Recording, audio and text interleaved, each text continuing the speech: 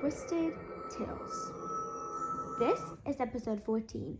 I'm your host, Anya, and I will be explaining the murder of Hae-Min Lee and who I think killed her. Now, here's a quick recap on what the case has been about.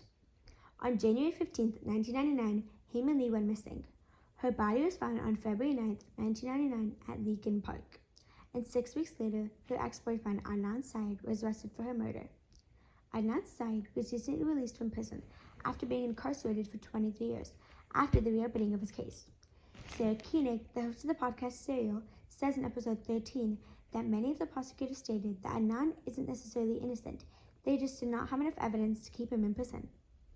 In the last episode of Serial, it was brought up that a new law was taken into effect in Maryland, known as the Juvenile Retribution Act. This act is one of the things that stated that if you have served at least 20 years in prison for a crime committed as a juvenile, you can ask the court to reduce your sentence and maybe even let you out. This new law came into effect on October 2nd, 2021. This would apply to Adnan because he was only 17 years old when he was first convicted of the murder of Hae-Min Lee. Now, let's talk about Becky Feldman, head of the prosecutor's office's Sentencing Review Division. It is her job to consider the crime's facts before deciding whether to recommend a sentence reduction under this new law. Okay, so by now you may be wondering who I think actually committed the murder of Hae-Min Lee. I think it was Jay. This is because of one piece of evidence that really stuck out to me: the payphone. Wait, let's backtrack a little. Jay's first and main story consisted of Adnan picking Jay up and taking him to get a birthday present for Stephanie, then leaving his car and phone with Jay. Stephanie was Jay's girlfriend at the time and Adnan's best friend. Now, here's the main thing. Sarah Koenig said in the beginning of episode 1 of Serial that Adnan called Jay on the payphone at the Best Buy near Woodlawn High School at 2:36 on January 13th, saying, "That bee is dead, come and get me, I'm at Best Buy." You may be wondering, why Best Buy? Well, not too long ago, Sarah Koenig said something along the lines of the Best Buy blueprints. On the blueprints, it said that there's a payphone, but there's no physical proof nor is there any record of a telephone company agreement. Also, no one had a recollection of a payphone ever being located at the certain Best Buy. Although, the court did go off of a sketch that Jay drew in one of his previous interviews with the detective over the location of the payphone. I do think it was a bit stupid though, because it wasn't a very accurate drawing, but it somehow proved he was innocent. A girl named Laura Estrada Sandoval shared that she visited this Best Buy pretty often to shoplift. She said that this made her very aware of his surroundings. She specifically said during an interview that there's a whole method, but you're very aware of who's entering and who was there at the entrance and when you're leaving, because you're effing stealing, man. There's no phones there. Another thing that basically points the finger at Jay is the car.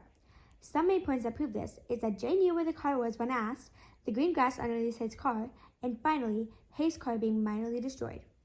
The biggest thing is, a few weeks after the incident, in an interview, Jay was asked about the car, and he immediately responded by saying that he knew where it was, and he could take him to it. This is weird, because why is he just saying this after now 6 weeks of being constantly questioned? Also, in Crime Junkies, they go into details about the grass and the surrounding of his car. The grass spot next to his car was dead, so there was most likely a car parked there, but his car spot had perfectly green grass, as if nothing had happened, as well as the car being completely clean, despite the fact that there was a lot of snow and ice at the time, because it was February in Maryland.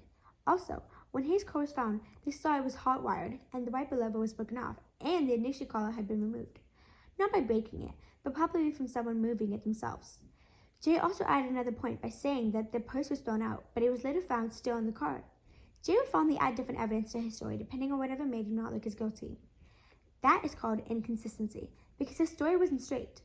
Do you guys remember when Jay first told his story and how it was super specific? The main one was Patasso State Park, but the funny thing is that Jay said that him and Adnan went 30 minutes away to smoke weed and then came back to school so that Adnan could have an alibi at track practice. But it makes no sense how they would get back to school on time because they only had a few minutes to get there. So think about it this way.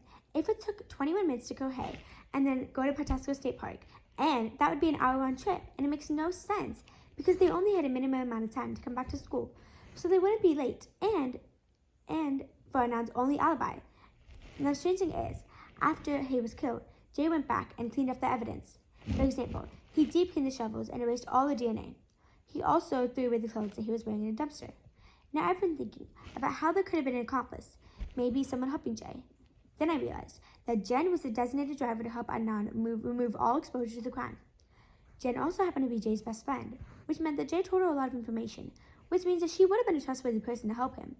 When Jen was questioned by the police, Jay told her not to say anything, but later he said that she could finally talk about it. And she continued on to say that when I called them, Adnan answered the phone and said that Jay will call you back when he's ready for you to come and get him, or for you to come and meet him, or whatever. Jay will call you when he's ready. I think that this is because they were coming up with a final story to tell the police. I believe that Jay's motive behind all of this was his jealousy of Adnan's relationship with Stephanie, Jay's girlfriend at the time. Now you may be wondering, what happens next? I think that Jay should be sentenced to life in prison for the charge of murdering Hae Min Lee and framing Adnan's side. And I think that Adnan should sue for the account of being wrongfully accused of murder and happily live his life in his home and not in a prison cell. After hearing all this, my conclusion is that Jay is guilty for the murder of Hae Min Lee.